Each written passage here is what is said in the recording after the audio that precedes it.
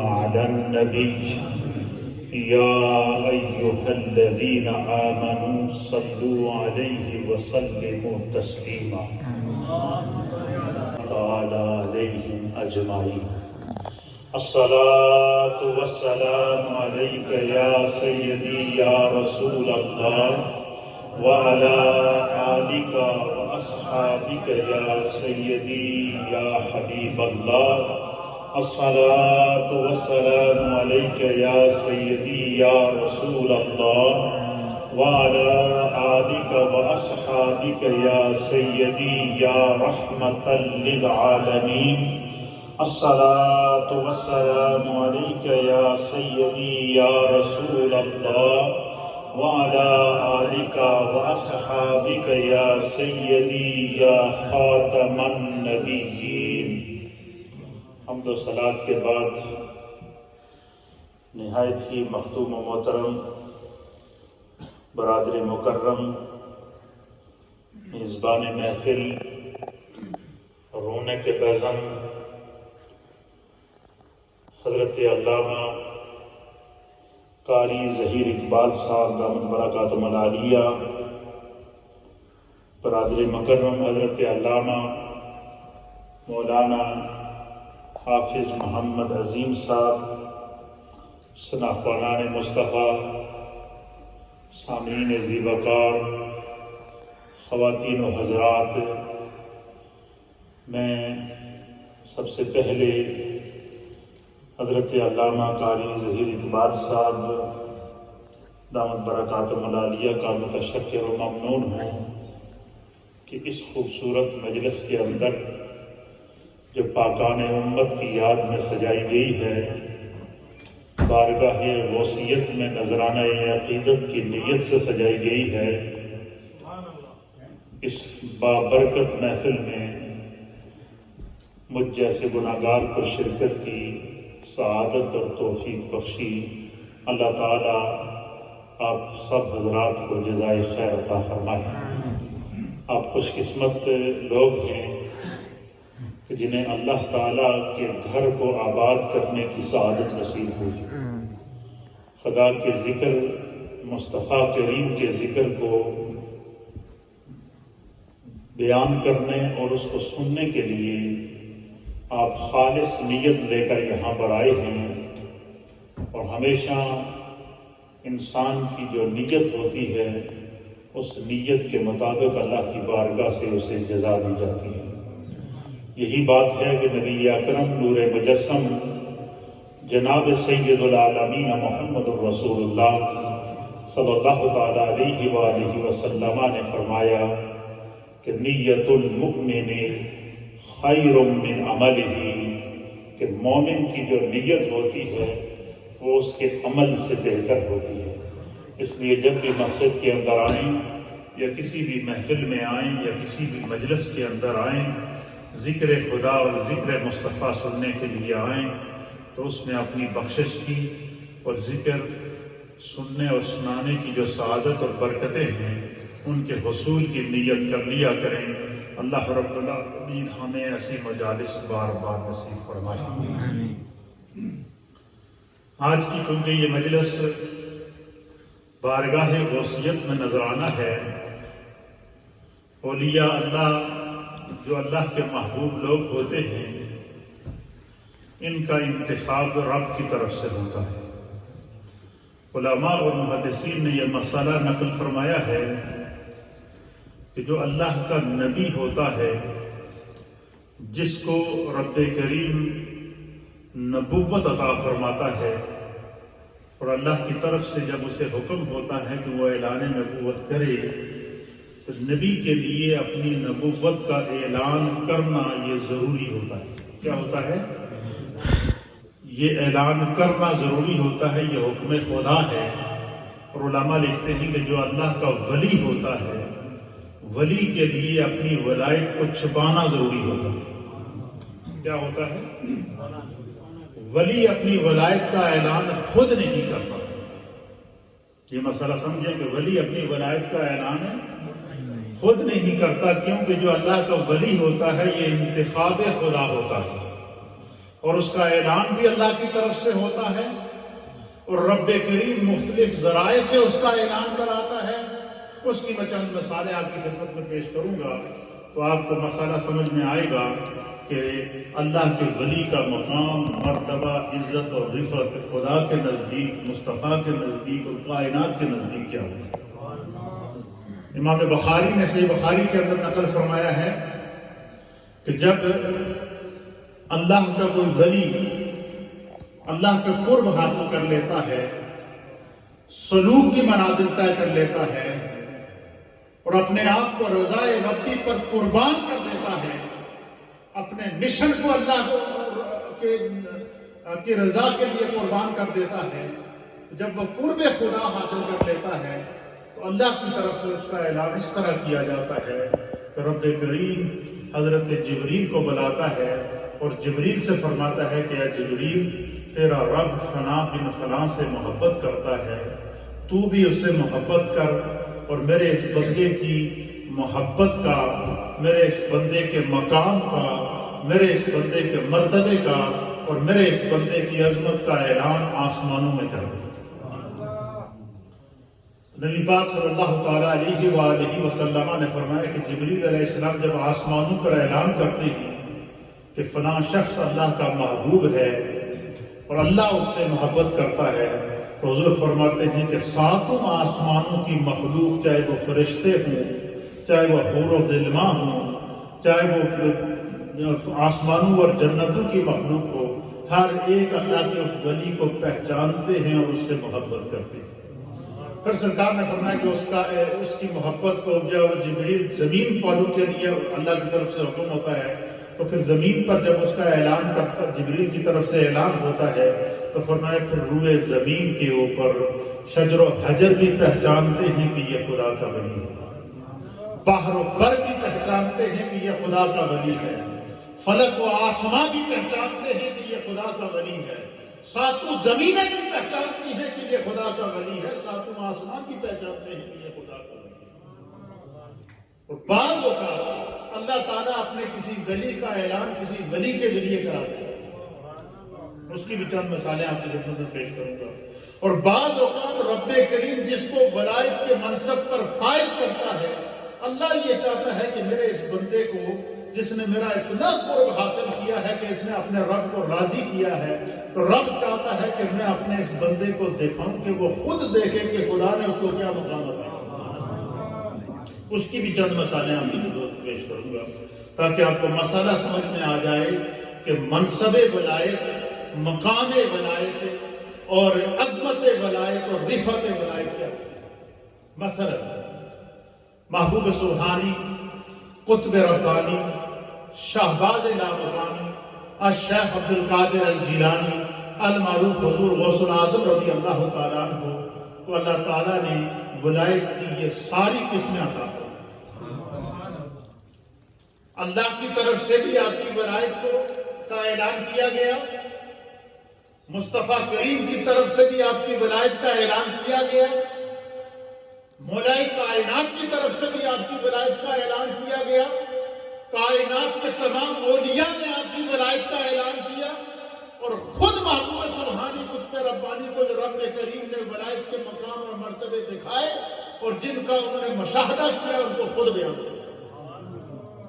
مثلاً آپ کہتے ہیں کہ جس وقت میری والدہ ماجدہ نے مجھے اللہ کے دین کے لیے وقف کیا اور اپنے گھر سے جب میں نکلا تو میں دین کی تعلیم کے لیے نکلا، تو آپ نے دین کی تعلیم کے لیے مختلف انداز میں سیاحت کی، اور جب تمام علوم سے فارغ ہوئے، علوم دینیہ سے دسترس حاصل کی، سب سے پہلے آپ نے علم حاصل کیا کیا ہے؟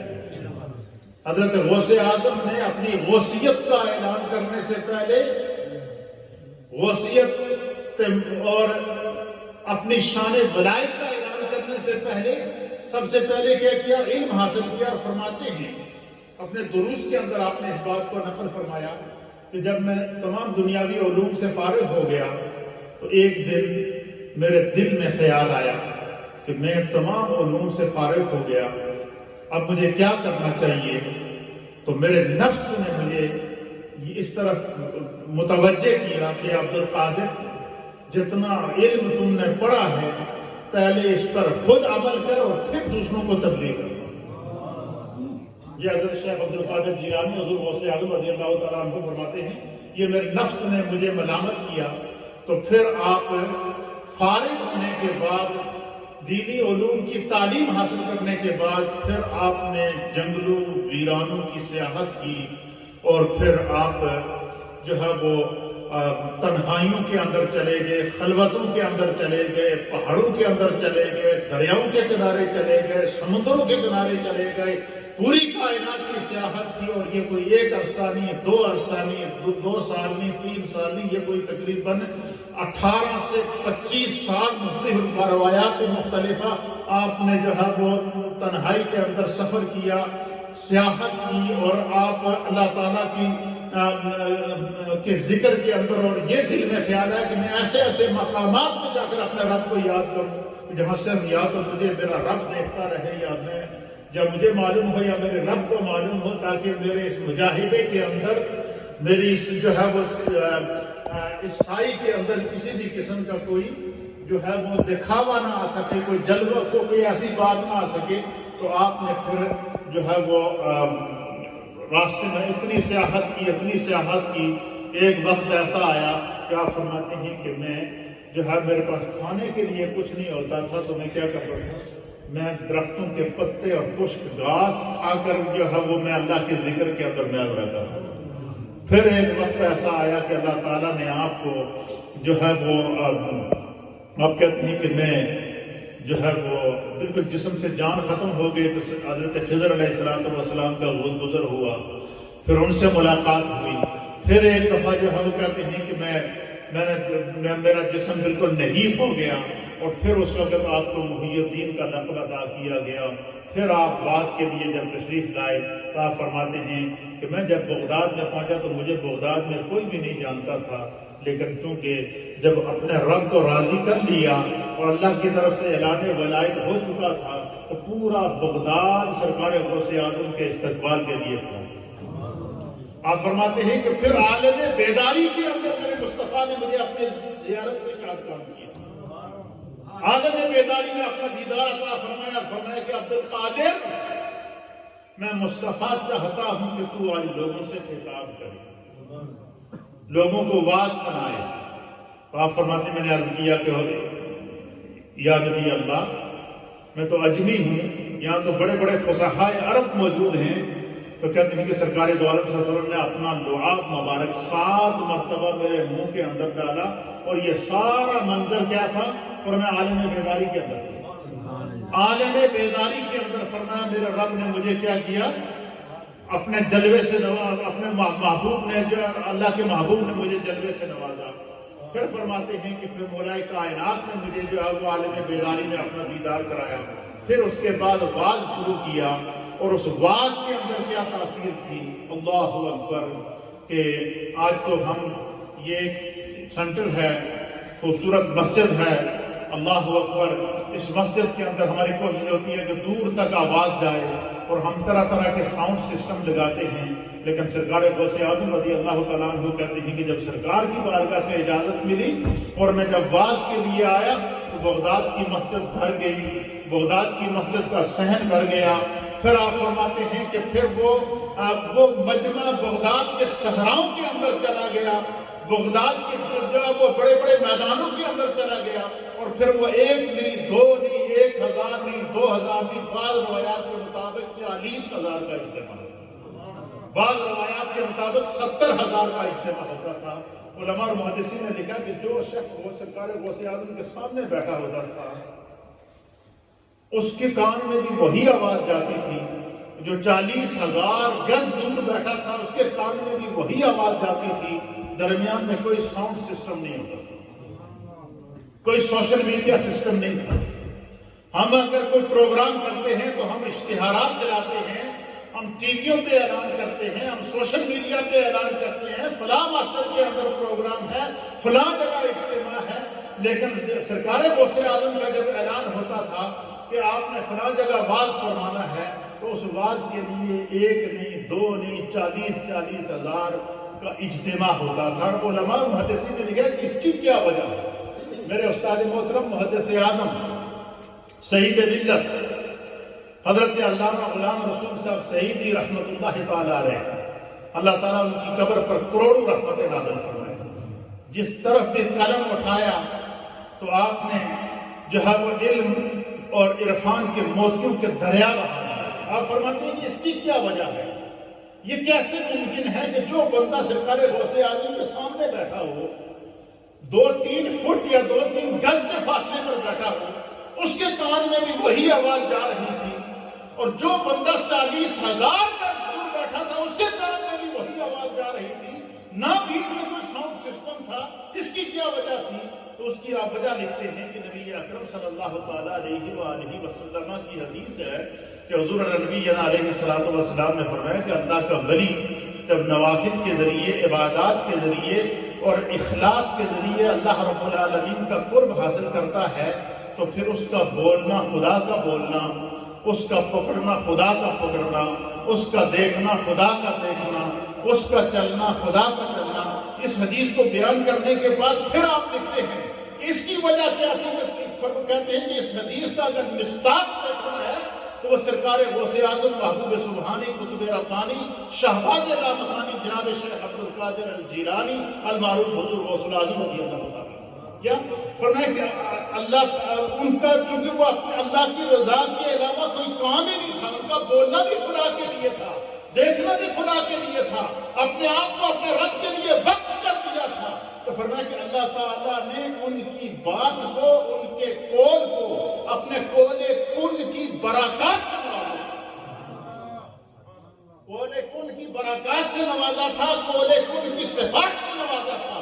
اور فرمایا کہ یہی وجہ ہے کہ جو 2 فٹ کے وقفے پر بیٹھا ہوا انسان تھا، اس جب منہ سے آواز نکالتے تھے تو آپ کو ہوا کے دوش میں وہ آواز جو ہے وہ ہر 40,000 گز یا 70,000 گز دور جو شخص بیٹھا اس کے کان میں بھی وہی آواز جاتی تھی، اور جو سامنے بیٹھا تھا اس کی کان میں بھی وہی آواز ہوتی تھی. پھر جس طرف آپ نظر دوڑاتے تھے آپ کی نگاہوں سے بھی کوئی چیز پوشیدہ نہیں ہوتی. پھر ایک مثال لکھی ہے، اور مثال یہ لکھی ہے کہ ایک دفعہ آواز کر رہے تھے مجمع کے اندر. مجمع بھرا ہوا ہزاروں کا مجمع ہے. مجمع کے بیچ میں ایک اللہ کے ولی بیٹھے ہوئے تھے جن کا نام تھا حضرت علی حیتی رضی اللہ تعالیٰ عنہ. ان کو مجمع کے دوران آنکھ لگ گئی، اور آنکھ مجمع کے اندر ان کو آنکھ لگی. تقریر سرکار غوث اعظم کے واعظ کے دوران مجمع میں آنکھ لگ گئی تو ان کو خواب میں دیدار مصطفیٰ کریم صلی اللہ تعالیٰ علیہ وسلم. جیسے ہی ان کو دیدار مصطفیٰ کریم ہوتا ہے سرکار غوث اعظم نے آواز روک دی. مجمع خاموش. منبر سے نیچے اترے، چلتے گئے چلتے گئے چلتے گئے چلتے گئے چلتے گئے. مجمع کے بیچ میں حضرت علی حیتی کے پاس دست بستہ کھڑے ہو گئے. کافی دیر تک کھڑے رہے. ہزاروں کا مجمع اس منظر کو دیکھ رہا ہے. ایک ولی سامنے سو رہا ہے، دوسرا ہاتھ باندھ کے کھڑا ہے. کسی کو پتہ نہیں کہ اتنا راز کیا ہے. آپ وہاں قریب میں دست بستہ کھڑے رہے، ہاتھ باندھ کر کھڑے ہیں. اتنے میں جب حضرت علی حیتی کی آنکھ کھلی تو آپ کھڑے ہو گئے اور کہا کہ حضور میری آنکھ لگ گئی تھی اور خواب میں مجھے سرکار کی بارگاہ میں حاضری تھی. تو آپ نے فرمایا آپ کو خواب میں حاضری کی تھی، ہمیں سرکار نے عالم بیداری میں حاضری کی. تو عالم بیداری میں کئی مرتبہ سرکار غوث اعظم کو بارگاہ مصطفی کا دیدار کی سعادت کی اللہ نے عطا فرمائی. پھر جو ہے وہ آپ بیان کرتے ہیں کہ اور تیسری قسم جو میں نے آپ کے سامنے بیان کی کہ اللہ کے ولی کو کبھی رب خود دکھاتا ہے کہ تیرا مقام کیا ہے. اس کو بھی حضرت غوث اعظم رضی اللہ تعالیٰ عنہ نے قصیدہ غوثیہ کے اندر خود بیان فرمایا ہے. آپ فرماتے کہ انا الجیلی، پھر آگے جا کے کہتے ہیں والمہد مقامی، کہ رب کریم نے مجھے مقام مہدہ پر فائز فرمایا. اور نگاہ کا یہ عالم تھا کہ آپ فرماتے ہیں کہ نظر تو الى بلاد اللہ جمعا کخردلۃ علی حکم اتصالی، کہ جب میں کائنات کے اوپر، زمین کے اوپر نظر دوڑاتا ہوں تو روئے زمین کے ہر ملک کو، روئے زمین کے مشرقین اور مغربین کو اپنے ہاتھ کی ہتھیلی پر اس طرح دیکھتا ہوں جیسے رائی کے دانے کو دیکھتا ہوں. یہ زمینی نگاہ کا منظر خود بیان کرتے ہیں. اور پھر ایک مقام پر فرماتے ہیں کہ میں جب آسمان کی طرف نظر اٹھاتا ہوں خود کہتے ہیں نظر من در لوح محفوظ است، کہتے ہیں بیٹھا فرش زمین پر ہوتا ہوں، لیکن جب آسمان کی طرف نظر اٹھاتا ہوں تو لوح محفوظ پر اپنے غلاموں کی لکھی ہوئی تختیاں پڑھ کر تلاشنا ہے۔ یہ تھا اسی طریقے سے بعض مقامات ایسے ہوتے ہیں کہ اللہ تعالیٰ کسی ولی کے ذریعے اس ولی کے مقام کا اعلان کراتا ہے۔ مثلا کچھ بہت سارے یہاں ساتھی ایسے موجود ہوں گے جن کو بارگاہ وصیت میں بغداد شریف جانے کی سعادت حاصل ہوئی ہوگی، کچھ ایسے ہیں یہاں پر، سبحان اللہ۔ جیسے ہی سرکار غوث اعظم کے مزار پر آپ جائیں تو جو مزار پرانوار کا جو مرکزی دروازہ ہے، اس مرکزی دروازے کے اوپر ایک ربائی لکھی ہوئی ہے فارسی کے اندر، اور وہ ربائی کیا ہے؟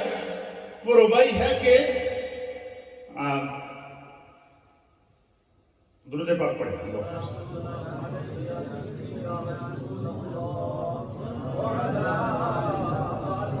صحابک یا سیدی یا رسول اللہ وعلی آلہ وسلم۔ اس مرکزی دروازے پر ایک ربائی لکھی ہوئی ہے کہ شہنشاہ ہر دو عالم شاہ عبد القادر است، شہنشاہ ہر دو عالم شاہ عبد القادر است، سرور اولاد آدم شاہ عبد القادر است۔ یہ کس طرح کی ربائی؟ یہ ربائی ان الفاظ کے ساتھ کہاں لکھی ہوئی ہے؟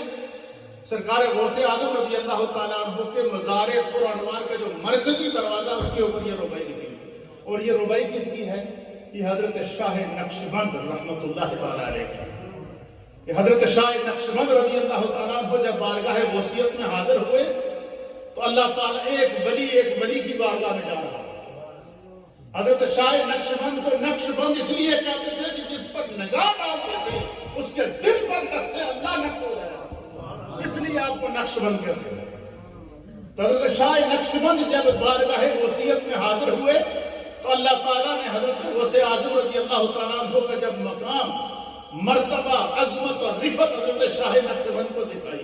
یہ تو مشاہداتی دنیا کے شاہ سوار ہوتے ہیں نا، خدا نے ان کے سامنے سے پردے ہٹائے ہوتے ہیں، اور بارگاہ نہ جانے کیسی محبت اور کس جذبے کے ساتھ شاہ نقشبند کے بارگاہ وصیت میں حاضر ہوئے، اور جب رب کریم نے حضرت شاہ نقشبند کو مقام غوث اعظم دکھایا تو آپ بول اٹھے کہ شہنشاہ ہر دو عالم شاہ عبد القادر است۔ اس زمانے کا شہنشاہ اگر دیکھنا ہے تو وہ شاہ عبد القادر ہے، حضرت شیخ عبد القادر جیلانی ہیں۔ سرور اولاد آدم شاہ عبد القادر ہے کہ دور حاضر میں اگر اولاد آدم کا سردار دیکھنا ہے، ولیوں کا سردار دیکھنا ہے، ولیوں کا تاجدار دیکھنا ہے تو وہ عبد القادر شیخ عبد القادر جیلانی ہے۔ یہ گواہی کون دے رہا ہے؟ حضرت شاہ نقشبند۔ اسی طریقے سے جب خواجہ معین الدین چشتی اجمیری سلوک کی ساری منزلیں طے کرنے کے بعد اپنے مرشد کریم حضرت خواجہ عثمان ہروانی کی بارگاہ میں 12 سال کا عرصہ گزارا بروایات مختلفہ، ایک وقت ایسا آیا کہ حضرت عثمان ہروانی نے چاہا کہ اب آپ ان کو سلوک کی منازل طے کر کے کائنات میں جو فیض تقسیم کرنے کے لیے بھیجا جائے، تو آپ نے پوچھا کہ تو نے اتنا عرصہ میری خدمات انجام دی ہیں، اب بچا تیرے دل کی جو کوئی خواہش ہو تو میں اس کو پورا کروں۔ تو آپ نے فرمایا کہ آپ نے مجھے رب کے قریب کیا، آپ نے مجھے معرفت کی دولت عطا فرمائی، میری خواہش یہ حضرت خواجہ معین الدین چشتی اجمیری نے اپنے مرشد کریم کی بارگاہ میں یہ عرض کیا کہ میری یہ خواہش ہے کہ آپ مجھے حرمین طیبین لے جائیں، آپ کی معیت میں حج کی سعادت بھی حاصل کروں، خانہ کعبہ میں طواف کے دوران آپ مجھے اعلان کر کے اپنے رب کے حوالے کریں، اور جب بارگاہ مستفلی میں پہنچے تو گنبد خضرا کے سامنے، سنہری جالیوں کے سامنے جب ہم پہنچے تو آپ مجھے اپنے اعلان کر کے مجھے رسول اللہ کے حوالے کریں، اس کے بعد میں امریکہ میں جاؤں گا، ورنہ آپ کے قدموں سے ہی لکھتا ہوں۔ یہ حضرت خواجہ معین الدین چشتی اجمیری نے اپنے مرشد کی بارگاہ میں استغاثہ پیش کیا۔ حضرت خواجہ عثمان ہروانی، یہ بعض کہتے ہیں ہارونی اور بعض کہتے ہیں ہروانی، آپ نے ان کی اس درخواست کو قبول کیا اور اپنے ساتھ لے کر گئے، اور کہتے ہیں کہ میرے پیر و مرشد مجھے لے کر گئے میزاب رحمت کے سامنے، خانہ کعبہ کی دیوار کے ساتھ چمڑ کر اور انہوں نے اعلان کیا کہ بار الہ تو نے مجھے معرفت کی جو دولت عطا فرمائی تھی، میں نے معین الدین کے سینے میں ہنڈیل دی ہے، اللہ اس کو اپنی بارگاہ میں قبول فرمائے۔ پھر بارگاہ مصطفی میں گئے، سرکار کی بارگاہ میں بھی قبولیت کا پروانہ ملا، اور وہیں سے اعلان ہوا کہ اب تمہیں اجمیر جانا پڑے گا۔ کہتے میں نے اجمیر دیکھا ہوا نہیں تھا، تو کہتے میں نے آنکھیں بند کی تو اور نبی پاک کی بارگاہ کے اندر سے ہی مجھے اجمیر کے تمام وہ راستہ بھی میں نے دیکھا، اس راستے میں ایک مرکز نور بھی دیکھا، اور اس مرکز نور کی تلاش میں پہنچتے پہنچتے حضرت داتا علی حجویری کی بارگاہ میں پہنچے۔ 40 دن داتا علی حجویری کی جو ہے وہ قدموں میں چلا کرنے کے بعد جس وقت خواجہ معین الدین چشتی نے داتا صاحب کے قدموں میں پہنچے تو رب کریم نے حضرت خواجہ معین الدین چشتی اجمیری کو جب داتا صاحب کا مقام دکھایا، ایک ولی نے جب ایک ولی کا مقام دیکھا، بے نے ہی جس طرح کہ حضرت شاہ نقشبند نے سرکار غوث اعظم رضی اللہ تعالیٰ عنہ کی عظمت کو بیان کیا، خواجہ معین الدین چشتی جو چلا گاہ سے باہر نکلتے ہوئے یہ اعلان کر رہے تھے کہ گنج بخش فیض عالم مظہر نور خدا ناقصانہ پیر کامل کامل آرام۔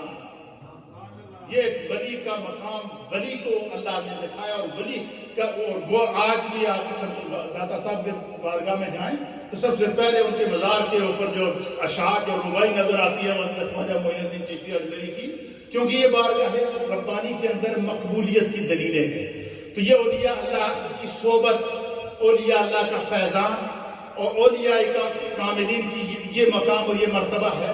تو مسئلہ کیا تھا کہ جو نبی ہوتا ہے اس کو نبوت کا اعلان کرنا ضروری ہوتا ہے، اور اللہ کا حکم ہوتا ہے کہ لوگوں کو اعلان کر کے بتاؤ کہ میں خدا کا نبی ہوں۔ اور ولی کے لیے کیا ہے کہ ولی اپنی ولایت کا اعلان نہیں کرتا بلکہ اس کے مقام کو رب کریم مختلف انداز سے دکھاتا ہے۔ اس کے کردار میں بھی ولایت نظر آتی ہے، اس کے گفتار میں بھی ولایت نظر آتی ہے، اس کے اخلاق میں بھی ولایت نظر آتی ہے، اس کی گفتگو کے اندر بھی ولایت کے جلوے نظر آتے ہیں، اس کی مجلس میں بھی ولایت کا نور نظر آتا ہے، اور وہ جہاں بیٹھتا ہے جس طرف نگاہ اٹھاتا ہے، اور یہ نگاہ کا کمال ہے کہ حضرت خواجہ معین الدین چشتی اجمیری نے 1.90 لاکھ غیر مسلموں اور مشرکوں کو کلمہ پڑھنے کی سعادت عطا فرمائی۔ یہ نگاہ ولی میں وہ تاثیر دیکھی، بدلتی ہزاروں کی تقدیر دیکھی۔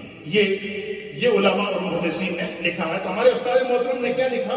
آپ فرماتے ہیں کہ کیا وجہ ہے، یہ تو اجمالاً بات سے بات آگے نکل گئی کہ کیا وجہ ہے کہ سرکار غوث اعظم کے سامنے جو بندہ بیٹھا ہوا تھا اس کے کان میں بھی وہی آواز جا رہی تھی، اور جو 40,000 یا 70,000 گز یا فٹ دور بیٹھا ہوا تھا اس کے کان میں بھی وہی آواز جا رہی تھی۔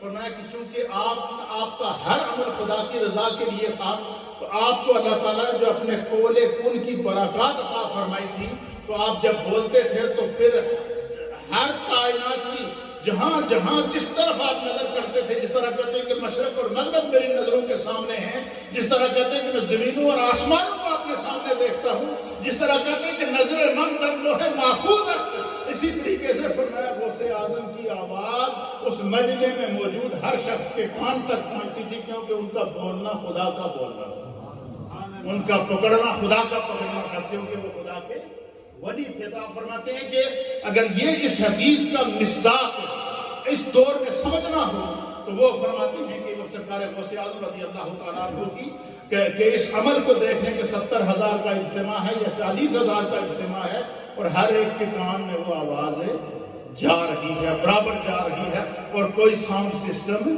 نہیں، کوئی سوشل میڈیا سسٹم نہیں۔ آج ہم سوشل میڈیا کے ذریعے جو لائیو محافل کرتے ہیں، مجالس کرتے ہیں، اور لوگ ایک جگہ بیٹھ کے دوسری جگہ دیکھتے ہیں، سب سے پہلا جو لائیو ٹیلی کاسٹ جو پروگرام کسی نے اگر کیا تھا تو وہ میرے مصطفیٰ نے شب معراج کو کیا تھا۔ حضور فرماتے ہیں کہ جب میں معراج کر کے واپس آیا، کفار مشرکین سب کو معلوم تھا، کفار مکہ کو، کہ نبی اکرم صلی اللہ تعالیٰ علیہ وآلہ وسلم اس سے پہلے کبھی مسجد اقصی نہیں گئے۔ تو انہوں نے کہا، انہوں نے دعویٰ کیا کہ آسمانوں پر گیا ہوں، آسمانوں پر تو ہم نہیں گئے ہیں، لیکن یہ ہمیں پتہ ہے کہ محمد عربی کبھی جب وہ مسجد اقصی نہیں گئے ہیں تو سارے جمع ہو گئے، دانشوروں کو جمع کیا، اور جو لوگ مسجد اقصی میں گئے ہوئے تھے جو وہاں کے واقف تھے ان سب کو بلا لیا اور کہا کہ ہم محمد عربی سے سوال کرتے ہیں، اور ان سے سوال کیا کہ آپ کا دعویٰ ہے کہ آپ رات مسجد اقصی گئے ہیں اور آپ نے وہاں انبیاء کی امامت فرمائی ہے، آپ یہ بتائیں مسجد اقصی کے دروازے کتنے ہیں، اس کی کھڑکیاں کتنی ہیں؟ اور یہ سوال کیوں کیا تھا؟ اس لیے کیا تھا کہ یہ کبھی گئے نہیں ہے تو جب گئے نہیں ہے تو کیسے بتائیں گے؟ تو حضور علیہ الصلوۃ والسلام فرماتے ہیں کہ جیسے ہی انہوں نے مجھ سے سوال کیا تو قبل اس کے کہ میں جواب دیتا، حضور فرماتے ہیں میرے رب نے میرے سامنے مسجد اقصی کو منکشف کر دیا، بیٹھے مکہ کے اندر ہیں۔ حضور فرماتے ہیں وہ سوال کرتے تھے کہ مسجد اقصی کی کھڑکیاں کتنی ہیں، تو میرے سامنے مسجد اقصی کی کھڑکیاں چل رہی ہیں۔ یہ میرے مصطفیٰ کا وہ پہلا لائیو ٹیلی کاسٹ پروگرام جو مکہ میں بیٹھ کر مسجد اقصی کو دکھایا۔ سائنس تو آج اس لائیو ٹیلی کاسٹ پہ پہنچی ہے نا، اسی لیے قرآن حکیم فرقان مجید کے اندر اللہ نے فرمایا کہ والعصر، زمانے کی قسم۔ محدثین اور مفسرین نے لکھا ہے کہ اس زمانے سے مراد قیامت تک جتنی سائنس ترقی کرے گی، قیامت تک جتنا زمانہ ترقی کرے گا، قیامت تک جتنا انسان ترقی کرے گا، چاہے انسان زمین سے چاند پر پہنچ جائے، سورج پر پہنچ جائے، ساتوں آسمانوں کی تک پہنچ جائے، زمین کی ساتوں زمینوں کی گہرائیوں پر انسان پہنچا دے، فرمایا جتنا زمانہ ترقی کرے گا یہ میرے مصطفیٰ کے قدموں کا صدقہ ہے۔ زمانہ جتنی ترقی کرے گا فرمایا یہ مصطفیٰ کا صدقہ ہے۔ کیوں؟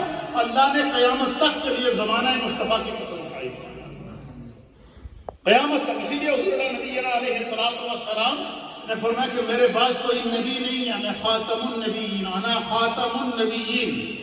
حضور نے فرمایا میں خاتم النبیین ہوں، لا نبی بعدی، میرے بعد کوئی نبی نہیں ہوگا۔ لیکن سرکار نے فرمایا کہ علماء امتی کا انبیاء بنی اسرائیل۔ حضور نے فرمایا اور پھر دوسرے مقام پر فرمایا کہ انما العلماء ورثۃ الانبیاء، فرمایا میرے علم کے وارث میری امت کے علماء ہوں گے۔ اور قیامت تک کے لیے دین کے جتنی آپ دیکھنا آج کے دور کے اندر میڈیا کے لیے لوگوں کو قابو کیا گیا۔ میڈیا کے مقابلے میں کیا اسلامی میڈیا ہے یا کہ نہیں ہے؟ سوشل میڈیا کے لیے لوگوں کے ذہنوں کو قابو کرنے کی کوشش کی گئی۔ سوشل میڈیا پر اسلامک میڈیا، سوشل میڈیا میں اسلامک نوجوان سامنے آئے یا کہ نہیں آئے ہیں؟ تو جتنا زمانہ ترقی کرے گا میرے مصطفیٰ کو اتنا خدا عروج عطا فرمائے گا، دین مصطفیٰ کو خدا اتنا عروج عطا فرمائے گا، عظمت مصطفیٰ کو خدا اتنا عروج عطا فرمائے گا۔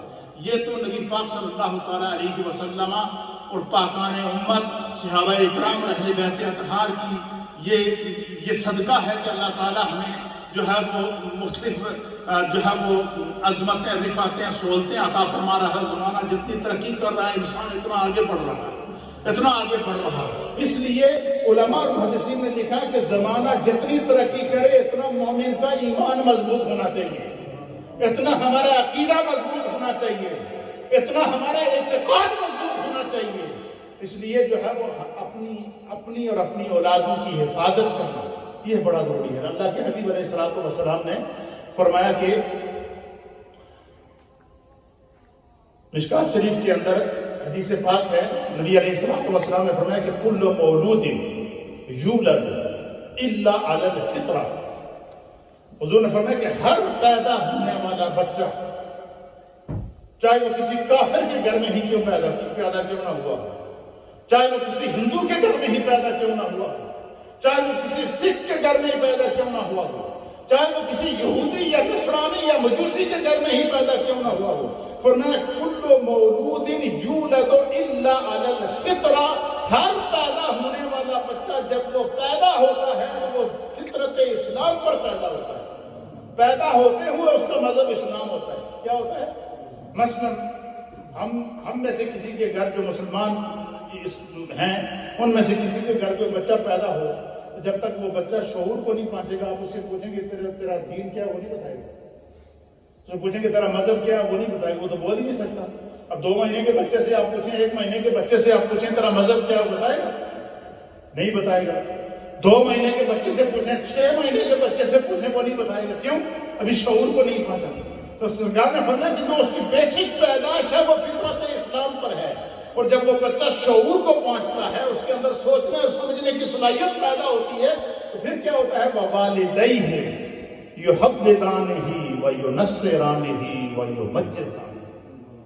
فرمایا کہ وہ والد جب وہ بچہ شعور کو پہنچتا ہے تو وہ اپنے والدین کو دیکھ کر اپنے مذہب کا تعین کرتا ہے، وہ اپنے والدین کو دیکھ کر اپنے دین کا تعین کرتا ہے، وہ اپنے گھر کی صحبت کو دیکھ کر اپنی صحبت کا تعین کرتا ہے، وہ اپنے گھر کے اخلاق کو دیکھ کر اپنے اخلاق کا تعین کرتا ہے، وہ اپنے گھر کے کردار کو دیکھ کر اپنے کردار کا تعین کرتا ہے۔ وہ کیسے؟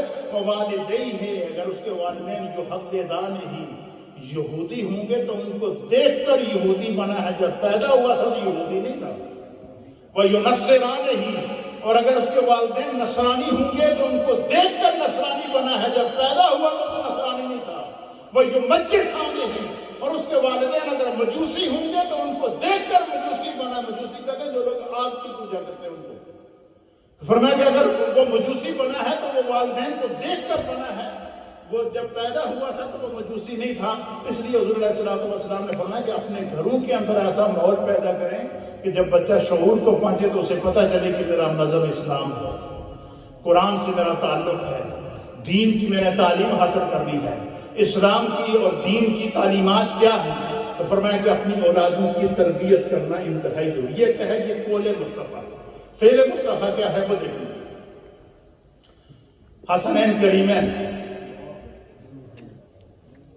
جنتی نوجوانوں کے سردار جب دنیا میں تشریف لاتے ہیں تو سرکار دو عالم صلی اللہ علیہ وسلم کو جب اطلاع دی جاتی ہے کہ آپ کی بیٹی سیدہ کائنات کو اللہ نے بیٹا عطا فرمایا ہے، تو سرکار دو عالم صلی اللہ علیہ وسلم کو جب اطلاع ملتی ہے تو امام حسن مجتبی رضی اللہ تعالیٰ عنہ کی پیدائش کی، تو حدیث کے اندر آتا ہے کہ آپ کو جیسی اطلاع ملی تو آپ بیٹھے ہوئے تھے، کھڑے ہو گئے، آپ نے اپنی چادر مبارک اپنے کندھے پہ ڈالی، جلدی جلدی تیز قدموں سے مچلتے چہرے کے ساتھ خوشی آپ کے چہرے کے اوپر چھلک رہی تھی، اور آپ جو سیدہ کائنات کے گھر کی طرف جا رہے تھے، اور آپ نے سیدہ کائنات سے فرمایا کہ میرے بیٹے کو مجھے دکھاؤ۔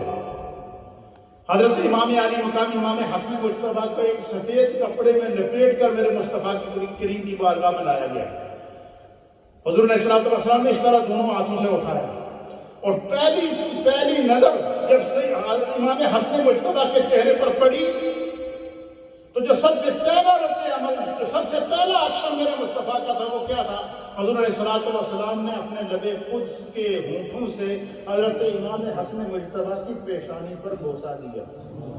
آپ سے لوگ مسئلہ پوچھتے ہیں نا کہ نبی پاک کا میلاد منانا اور میلاد پر خوشی منانا کہاں سے جائز ہے، اس کا ثبوت کیا ہے؟ تو حدیث کے اندر آتے امام حسن مجتبی کی پیدائش پر سرکار خوشی سے اٹھے، جلدی سیدہ کائنات کے گھر پہنچے، دونوں ہاتھوں پر اٹھایا، آپ کی پیشانی پر بوسہ دیا، آپ کے کان میں اذان دی، دائیں کان میں اذان دی، بائیں کان میں اقامت فرمائی، اور پھر ایک روایت کے مطابق کھجور منگا کر اس کو چبا کر کھجور کا گودا اپنی زبان کے ساتھ امام علی مقام امام حسن مجتبی اور امام علی مقام امام سیدنا امام حسین رضی اللہ تعالیٰ عنہ ان کی زبان کے اوپر اپنی زبان سے پہلا لقمہ چھوڑا۔ اور وہ روایات آپ نے علماء سے سنی ہوں گی کہ سرکار دو عالم صلی اللہ علیہ وسلم کے ساتھ نماز کے لیے آتے اور اتنی لاشعوری کی عمر ہے کہ حضور سجدے میں جائیں تو آپ کے کندھوں پر سوار ہو جاتے۔ تو جب امام حسن مجتبی کی پیدائش پر سرکار نے خوشی کا اظہار کیا، امام علی مقام امام حسین کی پیدائش پر میرے مصطفیٰ نے خوشی کا اظہار کیا، اور پھر سرکار دو عالم صلی اللہ تعالیٰ علیہ وسلم نے اس پہلی حدیث میں کیا فرمایا کہ اولادوں کی تربیت اس طرح کرو کہ ماں باپ کو دیکھ کر اولادوں کا کردار اپنائیں۔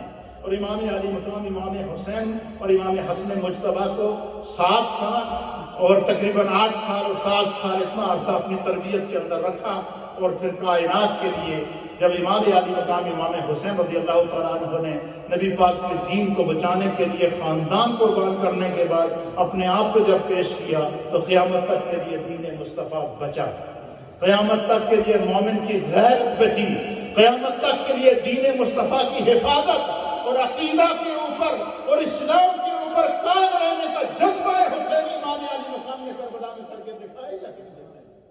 اس لیے ان مجالس سے، ان محافل سے ہمیں کچھ سیکھنا چاہیے۔ ایک بات ایک اور آخری بات حدیث پاک کے اندر آتا ہے، نبی علیہ الصلوۃ والسلام نے قیامت تک کے زمانوں کی پیشن گوئی کرتے ہوئے فرمایا کہ ایک ایسا زمانہ آئے گا کہ میری امت جو ہے وہ قرآن حکیم فرقان مجید کو رسمن پڑھے گی، قرآن کو رسمن پڑھے گی، اور فرمایا کہ ایسا زمانہ آئے گا کہ لا یبقى من الاسلام الا اسمہ ولا یبقى من القرآن الا رسمہ۔ یہ حدیث کے الفاظ ہیں کہ حضور صلی اللہ علیہ وسلم نے فرمایا کہ لوگ قرآن کریم کو بطور رسم پڑھیں گے اور نام کے مسلمان ہوں گے۔ کیا آج ہم اس ابتلا سے گزر رہے ہیں کیا کہ نہیں؟ ہمارا کوئی شخص فوت ہو جائے تو ہمیں قرآن خوانی بھی یاد آتی ہے، ہم یہ کرتے ہیں کہ ان کی اصالہ ثواب کے لیے قرآن خوانی کرتے ہیں، دعا کرتے ہیں، لیکن ہم اپنی زندگی میں یہ نہیں سوچتے کہ ہم خود قرآن سے کتنے منسلک ہیں۔ یہی وجہ ہے کہ ڈاکٹر علامہ محمد اقبال رحمۃ اللہ علیہ نے فرمایا تھا کہ وہ معزز سے زمانے میں مسلمان ہو کر ہم خوار ہوئے تارک قرآن ہو کر، اور نبی علیہ الصلوۃ والسلام نے وصیت فرمائی تھی اپنی امت کو کہ قرآن سے اور میرے اہل بیت سے اپنے تعلق کو نہ توڑنا، ان سے اپنے تعلق کو قائم رکھنا۔ اس لیے قرآن حکیم فرقان مجید کو پڑھنا، اس کو سمجھنا، علماء کی مجالس میں جانا، یہ جو مراکز خیر ہیں، ان مراکز خیر کے اندر آ کر دین کی تعلیم حاصل کرنا، میں سمجھتا ہوں آج کے اس گئے گزرے دور کے اندر یہ بہت بڑی اللہ کی طرف سے ہمارے لیے نعمت ہے۔ آج دیکھیں کہ ہم بہت بڑی ابتلا سے گزر رہے ہیں، آزمائشوں سے امت گزر رہی ہے۔ دیکھیں یہ کرونا وائرس 2 سال سے کتنے ہم نے اپنے لوگوں کی لاشیں اٹھائی ہیں۔ ایک ایسا بھی امت پر ابتلا کا وقت آیا کہ لوگ اپنوں کی لاشیں وصول کرنے کے لیے تیار نہیں تھے۔ اس سے بھی کوئی ابتلا کا وقت ہوگا، ہماری مسجدیں بند ہو گئی، اس سے بھی کوئی ابتلا کا وقت ہوگا۔ تو جب بھی امت پر مصیبت آئے، پریشانی آئے، تو حضرت خواجہ حسن بصری رحمۃ اللہ علیہ آخری بات آپ فرماتے ہیں کہ امت جب بھی کسی مشکل میں ہو، کسی بھی پریشانی میں ہو، اس کا حل اللہ نے استغفار میں رکھا۔ آپ کی بارگاہ لگی تھی حضرت خواجہ حسن بصری کی، بہت سارے لوگ آپ کے پاس آئے مختلف حاجتیں لے کر۔ ایک نے کہا جی کہ حضور میرے یہاں اولاد پیدا نہیں ہے، اولاد نہیں ہے، میں لا اولاد ہوں، تو آپ دعا فرمائیں کہ اللہ تعالیٰ مجھے اولاد عطا فرمائے۔ آپ نے فرمایا کہ کثرت سے استغفار کرو۔ ایک شخص آیا، اس نے کہا جی میری جاب نہیں ہے، آپ دعا کریں اللہ مجھے نوکری عطا فرمائے، تو آپ نے فرمایا کثرت سے استغفار کرو۔ ایک شخص آیا، اس نے کہا جی کہ فلاں علاقے سے آیا، اس علاقے میں قحط پڑا ہوا ہے اور کھیتیاں خشک ہو گئی ہیں، جانور پیاس سے مر رہے ہیں، بارش نہیں ہو رہی ہے، آپ دعا فرمائیں اللہ بارش عطا فرمائے۔ آپ نے فرمایا سب کو کہو باہر نکل کے کثرت سے استغفار کرو۔ آپ نے فرمایا کہ اگر کشادہ رزق چاہتے ہو تو استغفار کرو، اگر ایمان کی مضبوطی چاہتے ہو تو استغفار کرو، دل کی پاکی چاہتے ہو تو استغفار کرو۔ فرمایا کہ کائنات کا ہر وہ معاملہ جو امت کو مشکل کے اندر یا آزمائش کے اندر ڈالے، فرمایا اجتماعی طور پر استغفار کرنے سے خدا کی رحمت نازل ہوتی ہے، اللہ تعالیٰ مشکلات کو دور کرتا ہے۔ اللہ تعالیٰ ہمیں ان مجالس سے سیکھنے کی اور تعلیم حاصل کرنے کی اور علم حاصل کرنے کی توفیق عطا فرمائے۔ میں بار دیگر حضرت علامہ قاری ظہیر اقبال صاحب دامت برکاتہم العالیہ کا شکریہ ادا کرتا ہوں، تمام علماء کرام کا اور آپ سب کا، کہ آپ نے یہ جو چند ٹوٹے کلمات آپ کی خدمت میں پیش کیے ہیں، اللہ مجھے اور آپ سب کو اس پر عمل کی توفیق عطا فرمائے۔ وآخر دعوانا الحمدللہ۔